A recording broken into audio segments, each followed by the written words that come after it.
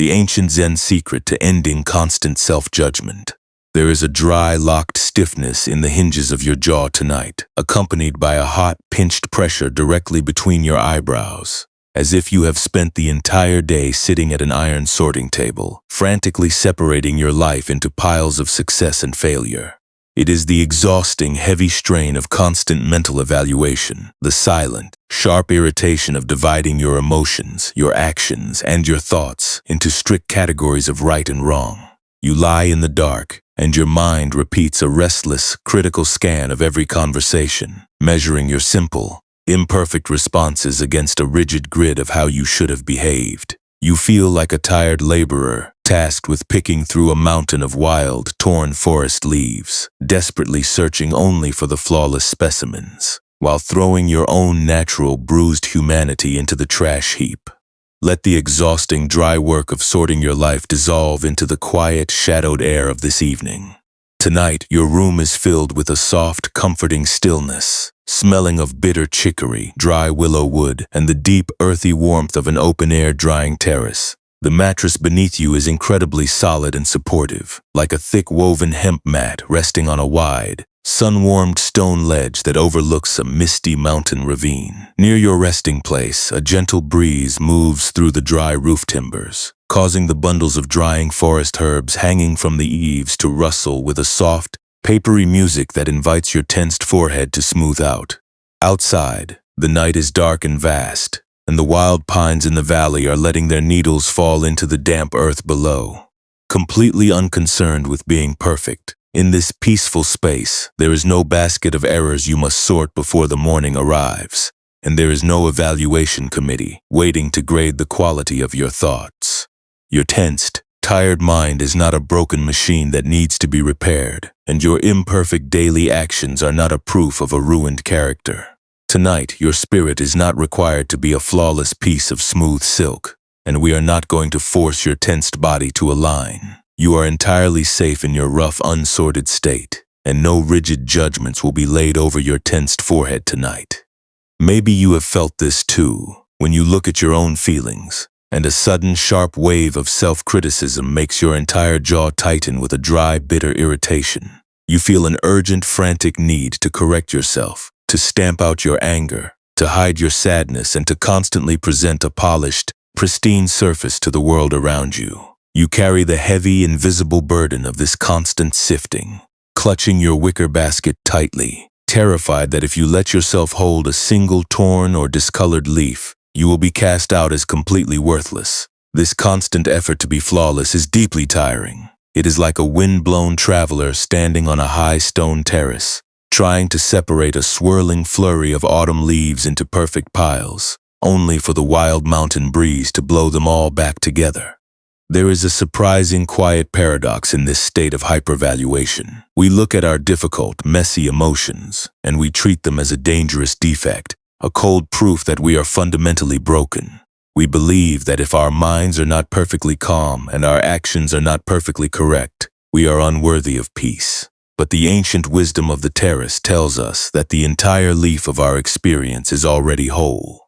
The torn edges and the pale discolorations of our days are not mistakes to be thrown into the compost. The wholeness of the wild forest lives in both the perfect herb and the rugged weed. By refusing to strain after an artificial perfection, your life is holding a sacred, silent capacity to simply be as it is. The friction you feel tonight is not your difficult emotions, but the tight, defensive grip of your own mind trying to lay a rigid, sharp grid over a life that was meant to grow wild and unmeasured. We spend our days wanting to classify every feeling, believing that only the clean, labeled containers are safe to hold. We use our constant, restless judging as a protective shield, hoping that if we can just categorize every defect, we will finally be safe from the vulnerability of being human.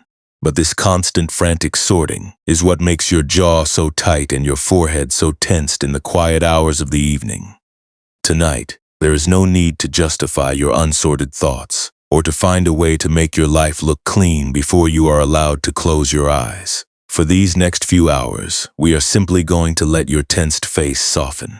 We are going to allow your wicker basket of judgments to tip over onto the damp earth. letting the wild autumn breeze carry your sorted and unsorted leaves away into the dark, without any pressure to organize, and without any force. Let your breath move in a slow circular tide. Feel the air enter your throat like the warm, dry aroma of roasting chicory rising from a clay hearth. Let the breath go out like the quiet, papery rustling of dry willow leaves settling in the corner of the terrace. Each breath is a gentle release, a quiet reminder that your natural, unpolished presence is entirely enough. You do not have to pass a test tonight. You do not have to maintain the posture of being perfectly composed, or pretend that you are satisfied with a grid that is too narrow for your spirit. You can simply be a rough, weathered terrace stone, resting on the mountain, letting the cool mist wash over your surface without finding anything to correct. As your mind begins to settle, we can prepare to enter a high open-air terrace, where these old judgments are held with absolute warmth. We are going to listen to the story of a young apprentice who believed he had to sort the entire forest to find his worth, and who was shown a broken, cracked clay tile by an old nun, only to find that the truest medicine of the mountain lived in the very cracked places he was trying to throw away.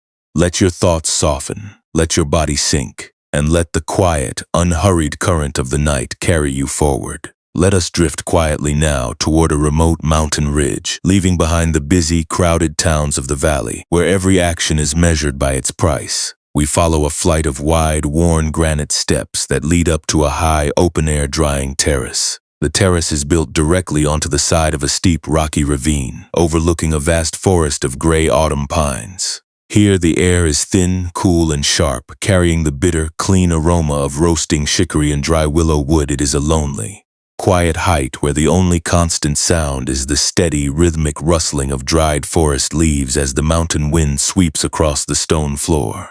On this windy terrace, a young temple apprentice named Jiro spent his autumn days in a state of quiet, agonizing frustration. Jiro had been given the highly important task of sorting the season's harvest of wild mountain tea leaves. These leaves were gathered from the rocky slopes by the elder monks, and they were meant to be dried and prepared for the winter months.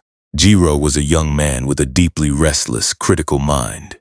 He did not simply work. He analyzed, compared, and judged every single object that passed through his hands. He believed that his value as an apprentice depended entirely on his ability to produce an absolutely flawless, immaculate harvest, completely free of any defects. His work table was a massive slab of gray slate. Every morning Jiro would sit on a low willow stool, holding a split-wicker sifting sieve in his tensed hands. This sieve was an old, well-worn tool, crafted from split willow reeds, with a broken corner that had been mended with a few rough strands of dried wild grass thread. For hours on end, Jiro would shake the wicker basket, sifting the dried leaves and meticulously picking through the pile. He would separate the leaves into two distinct wicker containers. In the right-hand basket, he placed only the perfect whole leaves, those with a beautiful, deep green color and no blemishes. In the left-hand basket, he threw everything else: the torn leaves, the discolored stems, and the wild weeds that had grown among the tea. As the hours wore on, a dry, locked stiffness settled directly into the hinges of his jaw. A hot, pinched pressure began to throb right between his eyebrows. The more Jiro sorted, the more anxious he became. Every time he found a tiny tear in a leaf or a pale brown spot on a stem, he felt a sharp wave of personal irritation. He treated these natural imperfections as a direct threat to his competence. He would mutter to himself in frustration, shaking his tensed head and gripping the willow frame of his sieve so tightly that his knuckles turned white. He stayed awake long past the evening bell, working by the dim, flickering light of a single tallow candle, terrified that if a single damaged leaf remained in his perfect pile, his entire harvest would be ruined. The only other person on the high terrace was Sister Rin, an old, wind-burnt nun who oversaw the drying yard. Rin was a silent, slow-moving woman who walked with a heavy, quiet limp in her left leg. Her face was dark and lined like the bark of an old pine tree, and she rarely spoke more than a few words in a single day. She moved across the stone terrace with a quiet, effortless presence, her slow steps making no sound against the granite. She spent her hours turning the drying trays and tending the small charcoal ovens, her calm breathing matching the slow rising of the wood smoke.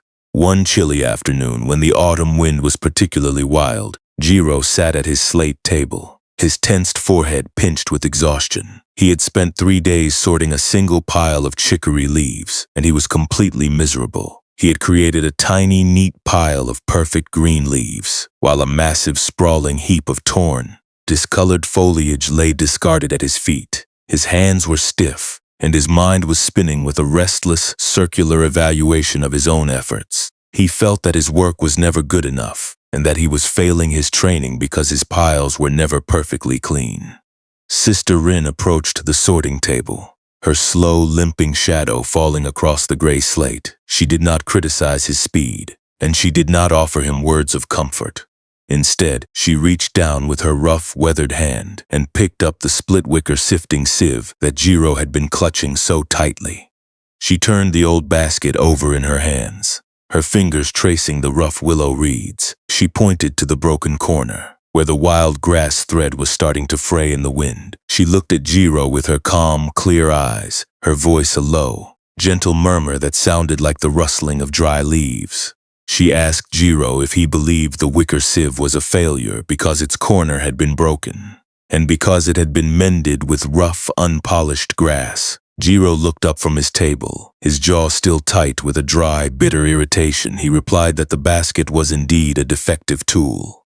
He said it was a clumsy, broken thing that could no longer do its job properly. He believed that the broken corner allowed the smaller leaves to slip through without being sorted, and that its uneven shape was a proof of its worthlessness. He told her that he wanted a new, perfect copper sieve, one with perfectly uniform wires and a flawless frame, so he could finally sort the harvest without any errors. Sister Rin did not answer right away. Instead, she took both of Jiro's sorted baskets, the neat container of flawless green leaves and the chaotic pile of discarded, torn foliage. With a single swift motion of her arm, she tipped both baskets over the stone edge of the terrace. Jiro gasped, his heart leaping into his throat with a sudden shock. He stood up from his stool, his tense chest shaking with anger and confusion. He felt as though his days of meticulous labor had been completely erased, thrown away into the empty air of the ravine. He asked her why she had destroyed his perfect work, and why she had mixed his clean leaves with the worthless trash. Rin pointed down to the base of a wild, sweet plum tree that grew in the deep soil at the bottom of the rocky ravine. The fallen leaves did not form two separate piles on the earth. They fell together, the perfect and the torn, the beautiful green leaves and the dry brown weeds, blending into a single uniform carpet of organic matter around the roots of the tree. She told Jiro that the sweet plum tree did not ask for a list of perfect leaves to feed its roots. It did not evaluate the shape of the foliage that fell onto its soil, and it did not separate the beautiful from the bruised. The tree drew its life from the entire harvest, allowing both the flawless tea and the wild weeds to decay together into the rich, dark compost. She explained that the broken corner of the wicker sieve was not a defect that ruined its purpose. The gap mended with wild grass was the very thing that allowed the sieve to flex and bend under the heavy wind, keeping the willow reeds from snapping when the basket was filled to the brim. If the sieve were made of rigid, unbending copper, it would have cracked under the weight of the first cold autumn. The basket did not need to be perfect to hold the harvest. Its value was not in its flawless wire, but in its capacity to let the wind pass through its spaces. A sudden, deep wave of emotional recognition washed over Jiro's tense chest, a quiet loosening that made his breathing find its natural depth. He looked at the frayed grass thread on the broken corner of the wicker sieve. He realized that he had been treating his own mind like a rigid metal grid, trying to force his thoughts and his feelings into a state of unnatural perfection. He had been punishing himself for every torn leaf in his life, completely unaware that his own bruised, imperfect nature was what allowed him to remain flexible and alive in the wild mountain wind. He let out a long, slow breath, letting the dry tightness in his jaw dissolve into the cool, moist air of the autumn evening. Let the slow, papery rustling of those wild tea leaves find its way deep into your awareness tonight. The quiet space of the mountain-drying terrace is a gentle harbor where your mind can finally lay down its heavy, split-wicker, sifting sieve. The story of Jiro and the old mended basket is a soft mirror reflecting your own internal fatigue. When you feel the sharp, tensed pain of hyper-evaluation, your immediate instinct is to treat your messy, complicated thoughts as a dangerous defect. You look at your anxious feelings, your silent doubts, or your moments of irritation, and you decide that their presence is a proof of your personal failure. To protect yourself from the fear of being imperfect, you hold your entire jaw in a rigid, tensed posture. You pinch your forehead, you hold your breath, and you constantly pick through your life, hoping that if you can just sift out every single blemish, you will finally deserve to exist. This is the natural, exhausted defense of a heart that has been taught to measure its value only by its flawlessness. We try to carve ourselves into perfect copper wire structures, believing that to hold a single torn leaf is to be completely unloved. But this quiet, ancient wisdom does not ask you to stop feeling your natural reactions, or to become a cold, unfeeling piece of polished stone that is indifferent to its own life. To feel a deep, burning frustration when your plans do not unfold perfectly, or to experience a sharp wave of sadness when you make a mistake, is a very normal part of your human experience. It is the simple proof that you are alive, that your spirit is still sensitive to the movements of the world, and that you carry a real, honest depth within you. The sorrow of a bruised moment is not a sign of your ruin. It is the natural weather of a wild garden. The true source of our suffering is not the presence of the torn leaves themselves. The first simple sting of an imperfect action or a difficult emotion is like the cold, wild wind that blows across the stone terrace. It is a real physical impact that we cannot completely avoid. There will always be days where our words are clumsy, times when our feelings are messy, and moments where we drop something of immense value. This is the simple vulnerability of being human. It is the dry autumn dust that lands on the slate table, a natural occurrence that we cannot prevent, and we cannot cure through our own desperate sorting. Our suffering arises when we refuse to let the sorted and the unsorted leaves lie together in the basket. We look at a single, bruised moment and we use our own tensed fingers to grind the dry leaf into a sharp, painful powder, rubbing the dust directly into our own eyes. We stand in the middle of our simple lives, screaming at our own wicker frame because it has a broken corner, and demanding that we become a rigid, unbending copper wire before we are allowed to rest. We look at the polished, seamless images of others, and we use their heights to bruise our own forehead. This is the extra weight we layer onto our own muscles. We are trying to maintain an artificial, static order that was never meant for a living heart, straining our jaws to hold up a phantom structure of perfection, while the quiet, real forest of our life goes completely unloved.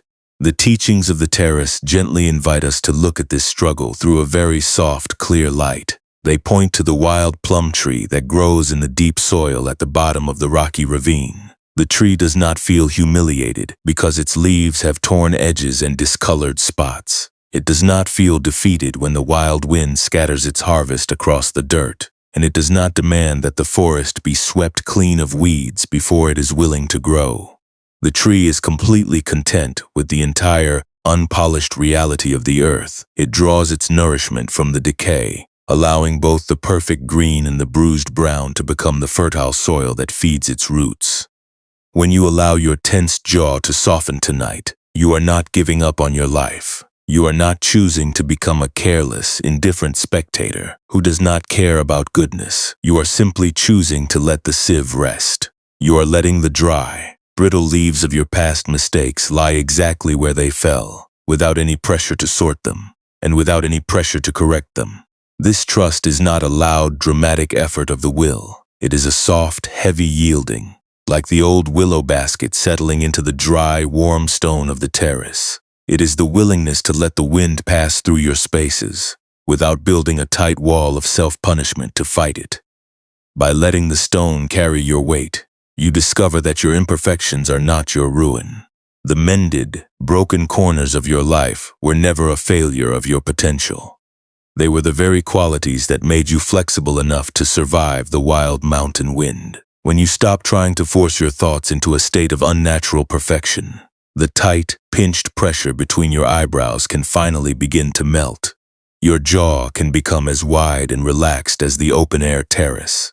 you realize that you do not have to be a flawless piece of polished silk to be sacred. You are the very soil that holds the roots of the forest, a quiet, necessary presence that receives both the leaf and the weed without judgment. Let your physical body feel the immense, weightless relief of this truth tonight.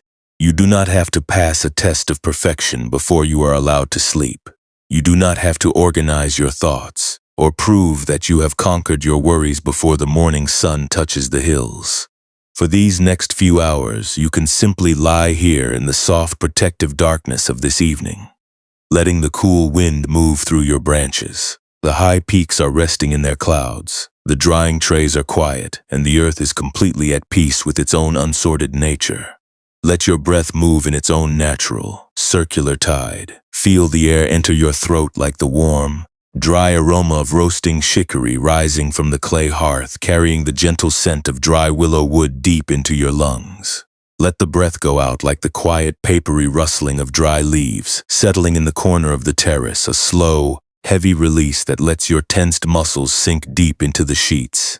You are completely safe in your unpolished state, and your rest is absolute, deep and beautifully still in the vast, unhurried dark of the mountain. Let us slide gently now into a quiet space of deep, physical listening. There is absolutely no requirement for you to change the way your breath is moving in this moment. If your mind is still actively picking through the events of your day, simply let those memories drift like dry leaves across the stone floor of the terrace. There is no need to make the air clear, or to force your thoughts to become perfectly still before you are allowed to rest. You can observe the movement of your mind with a soft, neutral gaze. You are simply sitting on the low willow stool, watching the cool gray mist rise from the pine ravine below. Now, if it feels right to you, you might bring your attention to the hinges of your jaw. Perhaps you can feel a dry, locked stiffness resting in the muscles beneath your ears, a physical trace of the silent effort it takes to maintain a perfect, controlled expression. We tighten these muscles when we are constantly judging our choices, or when we are trying to prevent our imperfect feelings from being seen. See if you can allow your lower jaw to drop slightly, releasing the tight grip of your teeth. There is no need to force a deep state of relaxation or to make your face look perfectly serene. Just noticing this dry tightness is more than enough. You might imagine that the cool, damp mountain air is slowly moving over your skin, softening the tensed muscles like water soaking into dry wicker. From the jaw, you can let your awareness travel slowly up to the space directly between your eyebrows. Perhaps you can feel a hot, pinched pressure resting in your forehead, a physical knot created by hours of analyzing and comparing your life.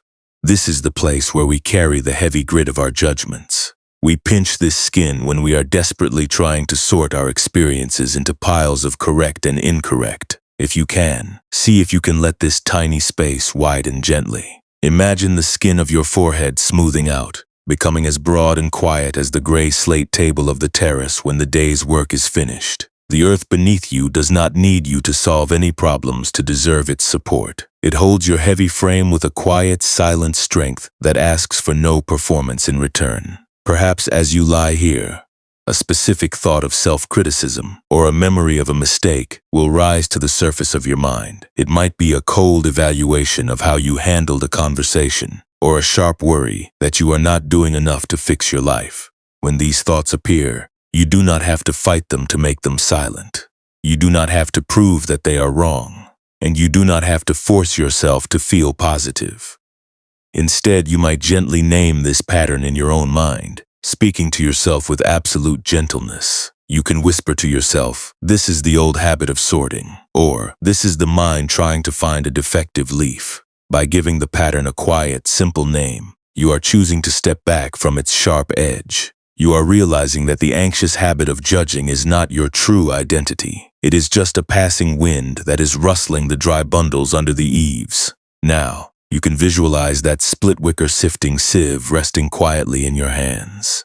See its rough, weathered willow reeds, and notice the broken corner that has been mended so gently with the strands of wild grass. If it feels right, you might take all your rigid evaluations, your self-doubt, and your fears of being not enough. You can gently place all these heavy, brittle leaves directly into the open basket. Let the old wicker carry the weight of your judgments for you tonight. The basket is strong enough and flexible enough to hold all your perceived failures without breaking under the mass.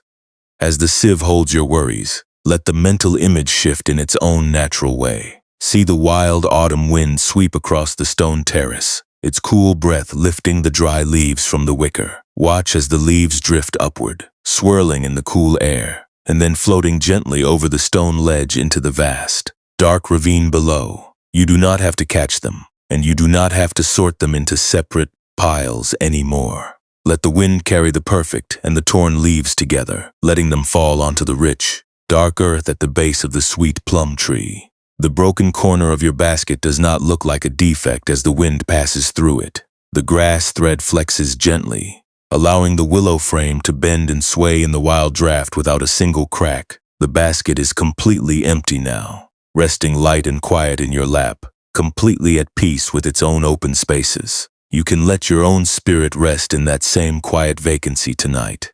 There is no master standing over your bed, waiting to judge the quality of your thoughts. You do not have to present a flawless, immaculate harvest to the empty room. You can simply be the mended willow basket, allowing the wind to pass through your spaces and allowing your tense joints to drop without any struggle to be perfect and without any force. Gently return your focus to the physical room where you are lying. Feel the cool, soft texture of the sheets against your skin, smelling of dry willow wood and the clean, bitter aroma of the mountain chicory. Listen to the slow, rhythmic rustling of the breeze through your window. The sound is steady, patient, and completely untroubled by the judgments of the day. The mattress is holding your heavy body with an absolute, quiet warmth, inviting you to let go of the sifting. There is no need to resolve your doubts before you are allowed to sleep. You do not have to fix your character or prove that you are free of flaws before the morning sun touches the hills. You can simply return to the slow, circular movement of your breath whenever you are ready. The breath is always here, moving in and out like the quiet wind across the high drying terrace, completely free of the rules that try to measure your worth. Let your body become incredibly heavy, sinking deep into the dark support of your bed. You are like the split wicker sieve resting on the slate table, weathered, mended, and entirely content with your own open frame. You do not have to be a flawless piece of smooth copper to deserve this rest. You can simply be the raw willow, resting in the dark, waiting for nothing at all. With each slow breath, feel the space inside your jaw becoming wider and softer. The dry, pinched evaluations of your mind can finally dissolve into the cool night air. You do not have to carry the weight of your self-criticism tonight. You are permitted to lie here in the soft, empty dark, letting the wind move the leaves, and letting your entire life rest in its own unsorted, beautiful reality. The quiet, papery rustling of the willow sifting sieve continues to hum in the background of your mind. It is a soft, steady rhythm that invites your tensed forehead to become smooth and quiet. In the days that followed his conversation with Sister Rin on the high terrace, Jiro did not undergo a sudden, magical awakening. His critical mind did not instantly stop its restless habit of judging and sifting. On some mornings when the mountain mist was damp and cold, he would still look at his sorting table and feel the old, dry tightness returning to his jaw. He would find himself staring at a slightly bent stem or a bruised leaf, and a sudden, sharp wave of irritation would make his entire body feel rigid. The old habit of dividing his world into perfect and defective piles was deeply carved into his mind. To understand how this tensed vigilance began to soften, we must follow Jiro down the narrow, muddy path that led from the high-drying terrace to the low kilnshed. This shed was built directly against a red clay bank, sheltered from the wild mountain wind by a thick grove of gray autumn pines. Inside, the air was incredibly warm, heavy with the dry, rich scent of baked earth, pine wood, and roasting chicory. The only light came from the small arched iron door of the clay oven, where a low fire of oak wood was kept burning day and night. In this quiet, smoky room lived Master Sosiki, the elderly kiln tender. Sosiki was a quiet, soot-stained man who spent his days baking the heavy clay tiles that were used to dry the fresh tea leaves. He moved with a slow, heavy grace, his rough hands permanently darkened by the wood ash. He rarely spoke to the scholars, and he never joined the debates in the main temple courtyard. He simply sat on a low wooden bench by the kiln door, tending the fire and listening to the quiet cracking of the dry timber as it burned. One cold evening, Jiro was assigned to help Soseki carry the freshly baked clay tiles from the kiln to the drying racks. The young apprentice was in a state of intense, silent frustration. He had spent the afternoon sorting a new harvest of wild chicory, and his mind was spinning with a self-critical evaluation of his own slow progress. He felt that his training was standing still, and that his inability to sort the leaves quickly enough was a proof of his own failure. As he reached into the cooling chamber of the kiln, Jiro lifted a thick, heavy clay drying tile. The tile was warped by the intense heat of the oven, and a deep, jagged crack ran directly through its center. The crack was wide and dark, dividing the flat clay surface into two uneven sections. Jiro set the warped tile aside, his voice tight with a cold, dry irritation. He told Master Soseki that this tile was completely ruined.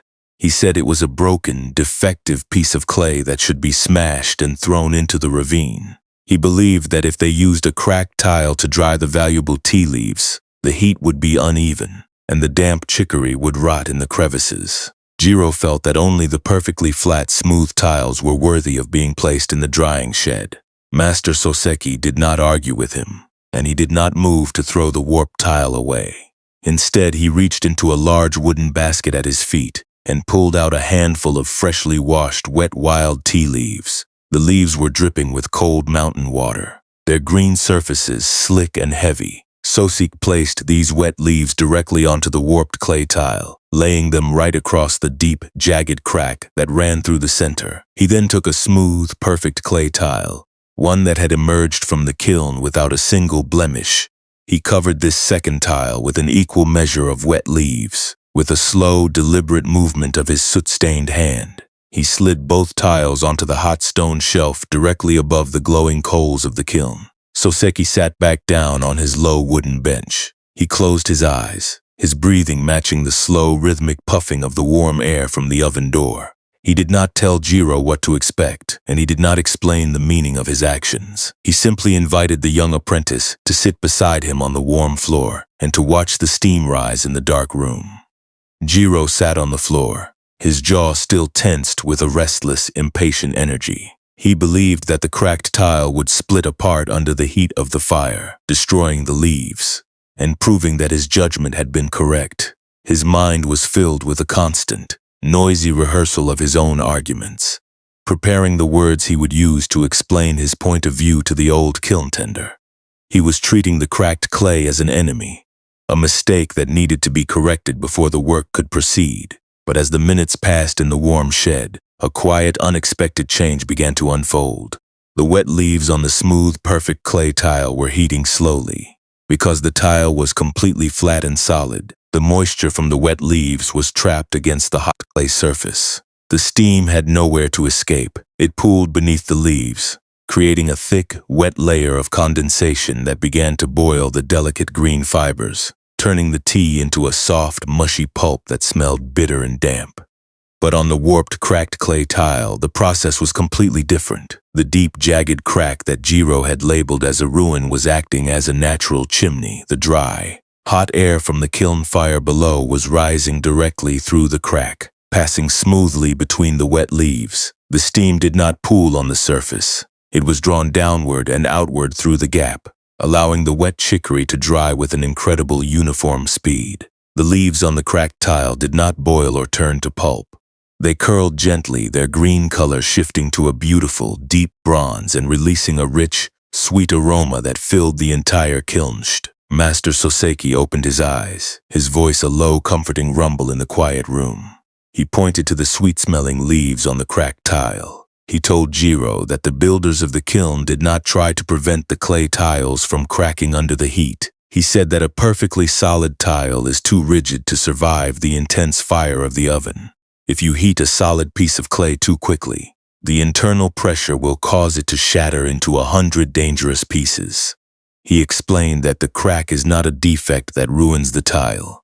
The crack is the very quality that allows the clay to breathe. It is the space through which the fire can circulate, drying the wet harvest before it has a chance to rot. The cracked tile does not need to be perfect to hold the heat. Its very brokenness is what allows it to be useful to the temple. A sudden, profound realization settled into Jiro's tensed chest, a feeling that was much softer and deeper than his critical thoughts. He reached out his hand and gently touched the warm, rough surface of the warped clay tile. Feeling the dry heat rising through the jagged gap, he realized that his own mind was like the solid, unbending tile, trying to remain perfectly rigid and flawless to protect itself from the fire of his life. He had been treating his own difficult feelings, his mistakes, and his personal cracks as a shameful defect, trying to smash his own clay because he was terrified of being imperfect. He had been treating every self-critical thought as an absolute, permanent truth, completely unaware that his own cracked places were the very spaces through which his compassion and his wisdom could flow.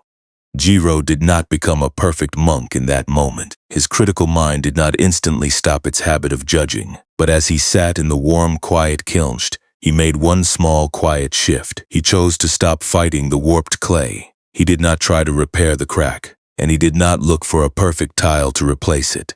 He took a long, slow breath, letting his tensed jaw drop completely, and he simply sat with the uncertainty, watching the sweet steam rise from the cracked tile, and allowing his own imperfect nature to rest in the warm dark. The dry, comforting warmth of the kiln shed continues to radiate through the quiet spaces of your mind, a steady and gentle heat that invites your tensed jaw to release its last holding. The story of Jiro and the cracked clay tile is a peaceful gateway into the deeper layers of our own internal struggle. We spend our entire lives attempting to construct an absolutely seamless, unblemished surface out of a world that is naturally textured, cracked, and wild. We want our choices to be completely free of mistakes. We want our thoughts to be perfectly calm, and we want our actions to be entirely immune to the quiet pain of being human. This is the heavy, exhausting trap of mental sifting. We believe that if we can just pick through our lives with a sharp enough eye, we can prevent our clay from ever showing its lines. This desperate need for a flawless surface manifests in your body as a silent, endless checking. You lie awake in the quiet hours of the night, replaying your old failures and your past conversations, turning your history over like a heavy tile you are desperately trying to smooth. Down you rehearse your tomorrow, constructing elaborate, perfect responses to protect yourself against a vulnerability that has not even occurred. You look for your reflection in the eyes of others, searching their faces for a small nod of approval to prove that you are allowed to be imperfect. This is the exhausting habit of treating every self-critical thought as an absolute, permanent truth. We believe that if we are harsh enough with our own mistakes, we can somehow shame our raw clay into becoming a flawless marble pillar. But the ancient wisdom of the terrace invites us to look at this internal division with a very soft, clear light. The teachings point to a profound distinction between the natural heat of existence and the extra layer of suffering we manufacture inside our own minds. Life will always bring its own sharp impacts. There will be moments of disappointment, moments where we make mistakes, and moments where our simple path feels rough and cold. This is the primary heat of being human. It is the intense fire of the kiln that naturally warps the clay.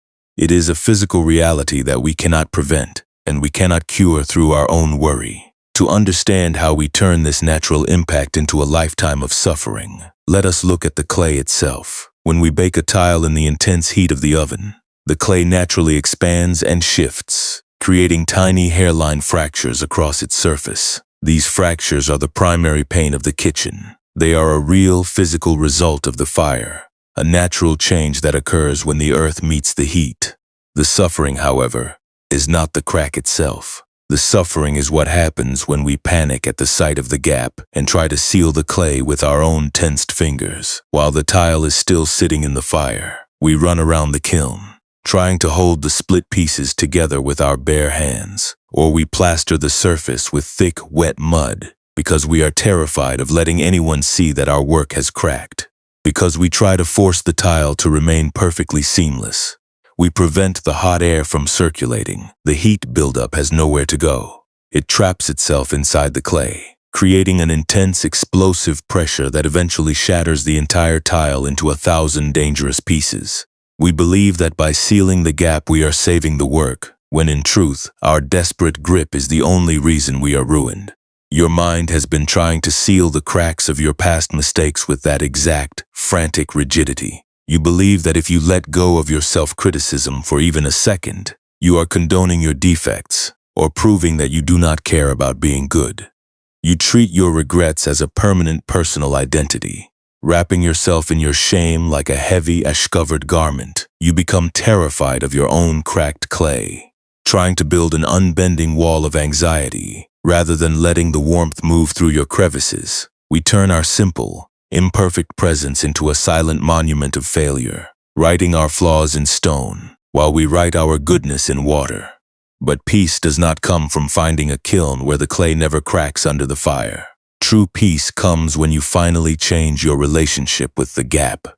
It comes when you learn to let the tile breathe, allowing the hot steam of your experiences to rise naturally through the crack in your awareness. When you let your grip soften, the heat does not shatter your frame.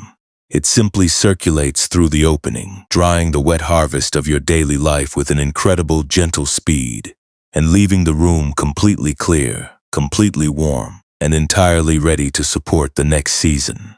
When you let go of your resistance to your cracked clay, you are not pretending that the old hurts did not happen. You are not telling yourself that your mistakes are a grand triumph, or that you should be indifferent to the sadness of what was broken.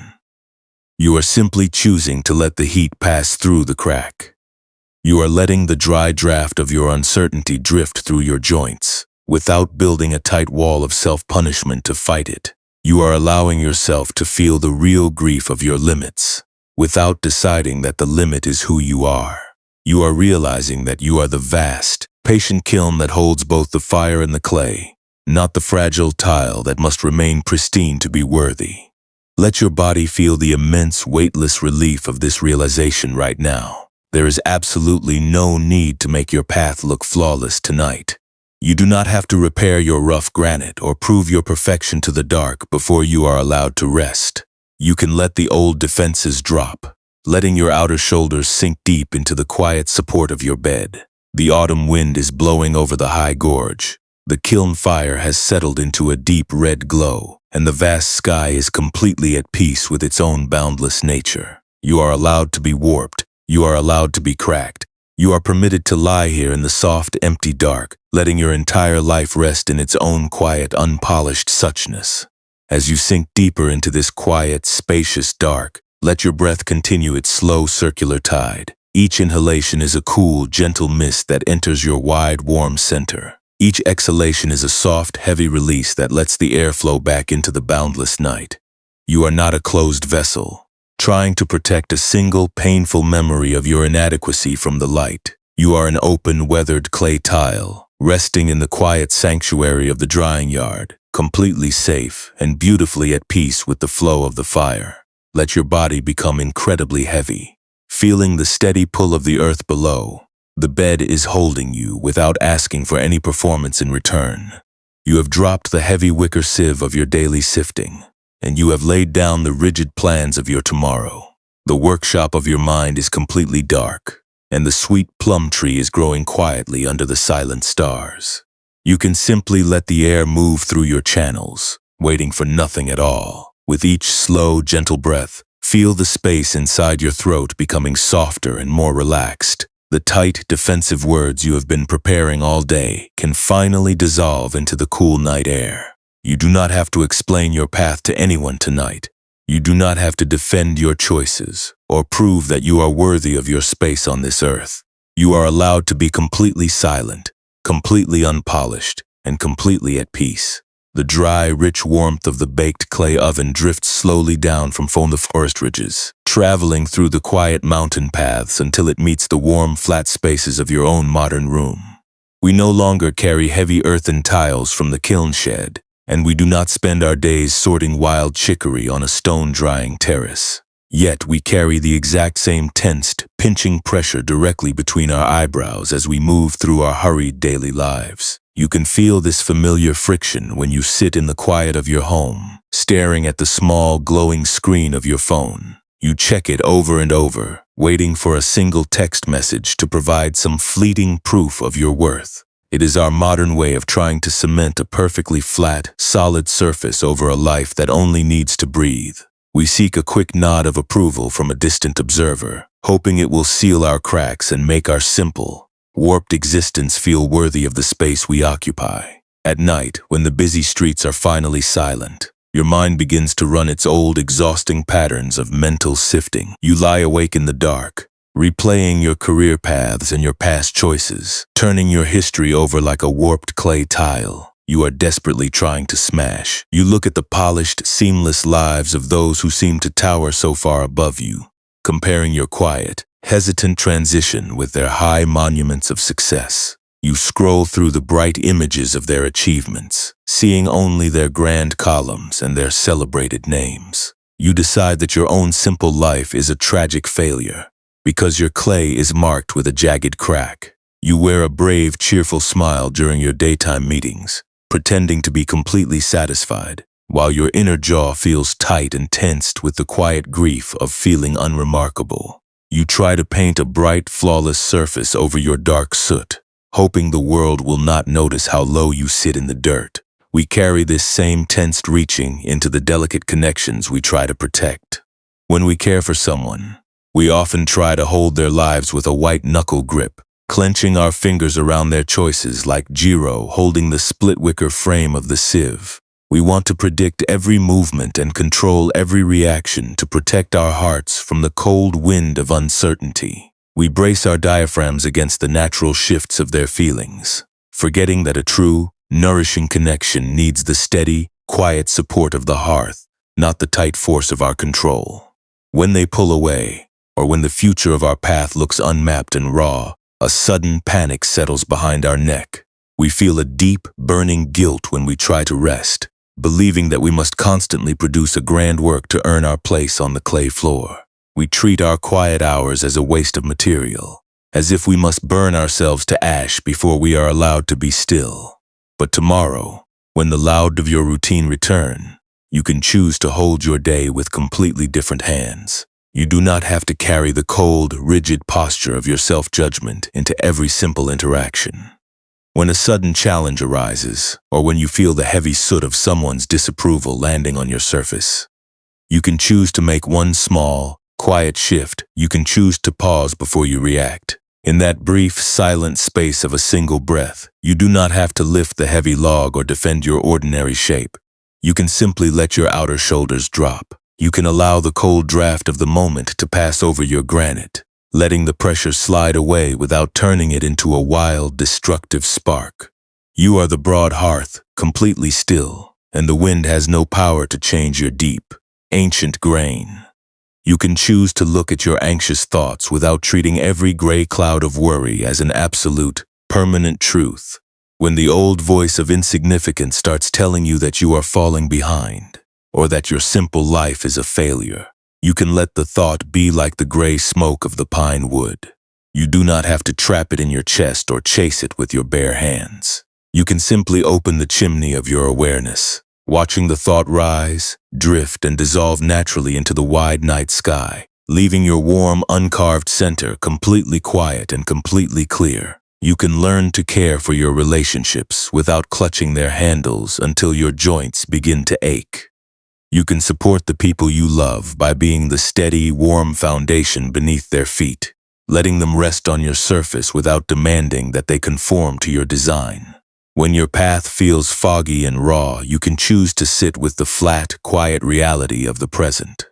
You can let the heavy pot sit on your granite, trusting your own deep warmth to cook the meal in its own natural time, without needing to rise, and without needing to prove your height to the crowd.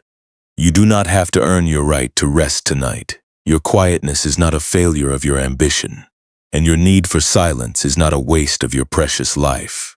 Your body is a living, breathing landscape that requires the slow, dark seasons of the night to cool its fibers and restore its strength. You are permitted to lie here in the soft, protective darkness, letting the heavy wood of your daily survival rest flat on the earth. The high columns of the city are standing cold in the wind, but your hearth is warm, safe, and completely at peace with its own lowliness. Let your breastbone soften and widen. Feel the breath enter your chest, warm and spacious, like the steam rising from the slow cooker in a quiet kitchen. Let the breath go out heavy and slow, carrying away the last of the day's dry tension. You are not a pillar, and you do not have to stand straight for anyone tonight.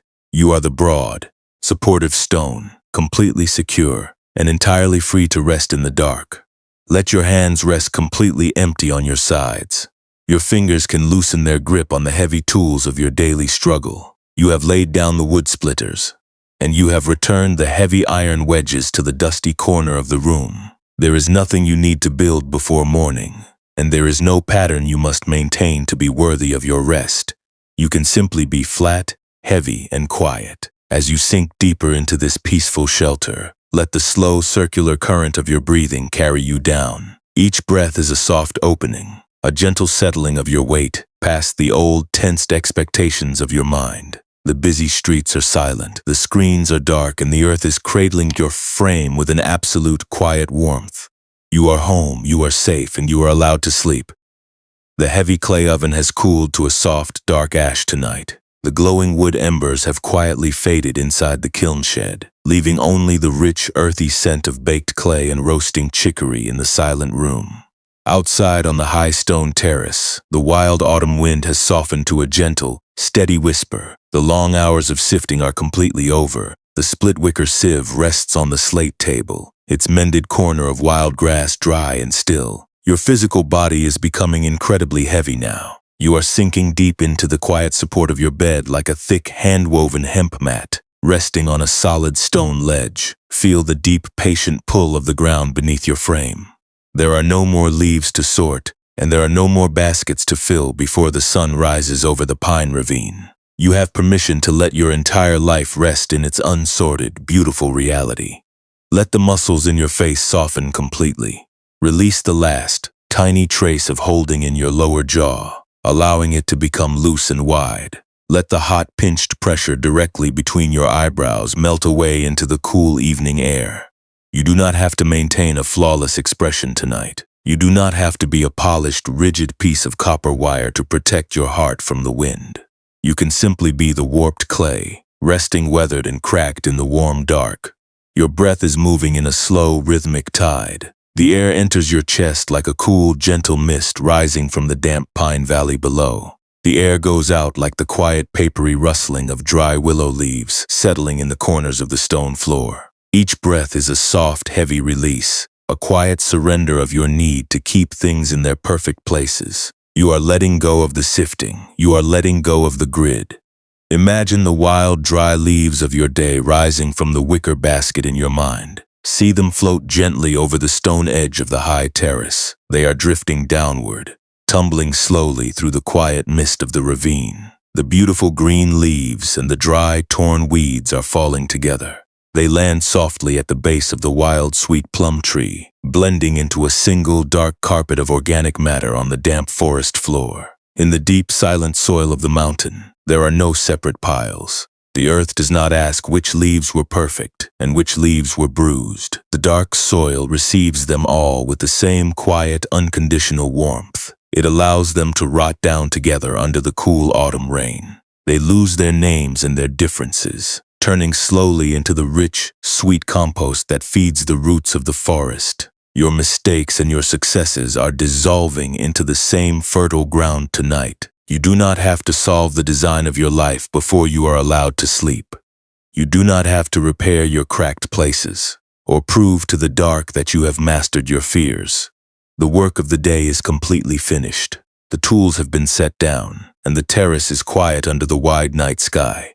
You can simply remain here, flat, heavy, and silent. Let your awareness sink down into the deep, warm earth that holds the roots of the wild pine trees. The ground is holding your weight with a quiet strength that has never asked for your perfection. You do not have to hold yourself up tonight. You can let your entire frame settle into the soft moss of your bed, trusting the dark to cradle your spirit through the long, silent hours of the night. The mountain is quiet. The clay kiln is still. You have returned to the deep, unwritten sanctuary where no shapes are required. Your rest is absolute, deep, and beautifully peaceful. You can let the heavy maps of your future rest.